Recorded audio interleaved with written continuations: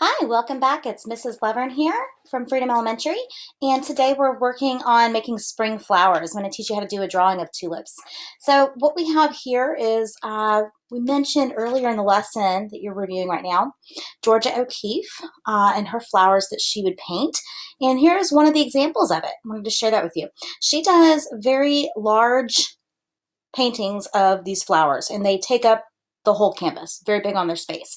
And what we're going to do today is do flowers in honor of her for the springtime.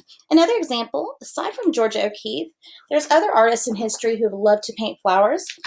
For example, I have this beautiful picture here. This is Henri Rousseau, who was also known for his jungle paintings, and he liked to go out into nature and explore that as well. So what we're going to do today is a simple drawing. You'll just need a piece of paper and a pencil and or a Sharpie. You can either start with drawing with pencil first and then trace over it with your Sharpie later, or you can just start in with the Sharpie if you feel confident and ready to do the drawing. Okay, so here's what we're going to do.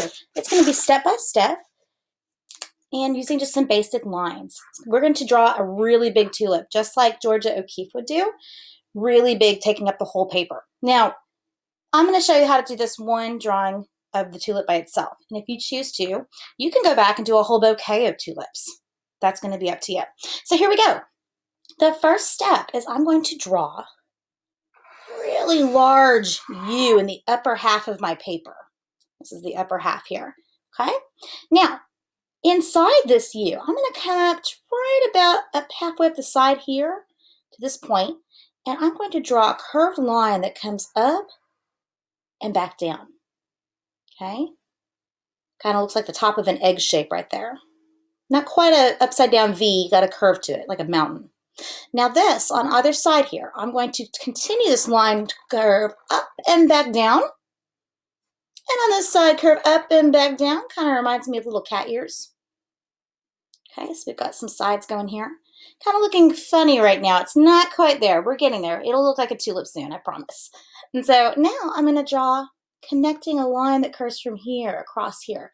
So I'm going to draw another line that curves kind of in the same type of curve as this little mountain shape.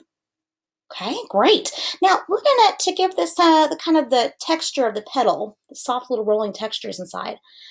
Draw a line here.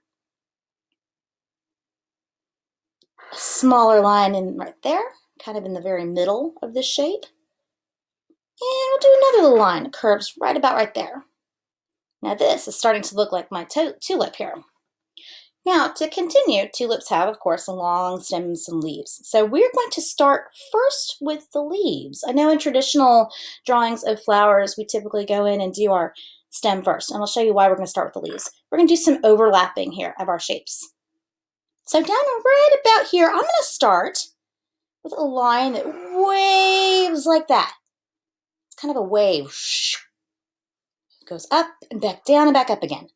And I'm going to kind of curve back down and connect the lines down here, making a big, beautiful, broad leaf. And right here, another curved line down the middle to give it that texture again where we can see the vein of the leaf. Now over here, we're going to attach. This leaf is going to come down in here, and they're going to kind of be touching. So what I want to do is I'm going to make a line that curves from here up and back up like that. Curve up, goes kind of down, and then right back up again. Now this line is going to curve. It's going to connect a big line back down to here. And yours won't look exactly like mine, and that's okay. I like when our artwork looks different, so this is really fun. We're all going to have different looking tulips. Now I've got to make the same type of line right here in the middle. So it's going to kind of follow this curve here. Like that. Great. Now we're going to be doing, this is where it's going to overlap. The leaves are kind of in front of our stem. And so my stem is going to be a line that comes down here and then comes down right here. But tulip stems are much longer than that. That's not the bottom. So I'm going to pretend there's an imaginary line that continues on top of the leaf and then zoop, put my marker back down and continue that line. Same thing over here. Where I picked up, I'm going to pick it up across the stem, and on the other side, draw down the rest of my line here. And that is how we can draw a basic tulip. Now you can go in, and if you want to make a whole vase full of tulips or a field of tulips out in your garden perhaps. Right now I've got a lot of flowers out in my garden that are blooming, and I've got lots of honeybees buzzing around. Hey, and that could be a fun little detail. Maybe you could draw a little bee up in the sky coming in for some honey to make honey out of the nectar. Okay, so once you have this drawn, it's time to get out your crayons and begin doing some coloring. Or you can use markers or paints or whatever you have available. Here's mine that I did. And I like to use different lightnesses and darknesses. You can draw really light with your crayon and it shows up light, and then draw heavier and it gets a darker mark, where you can make it kind of like shadows along the bottom. And I like to take light green and dark green and mix it up to make more variety of color in my leaves and my stem. And for your background, you can add whatever you like. Do you want to draw a little bumblebee coming in? Do you want to draw butterflies? Do you want to make perhaps a horizon line with some mountains in the background? That's all going to be up to you with your art. Good luck, and I cannot wait to see what you create.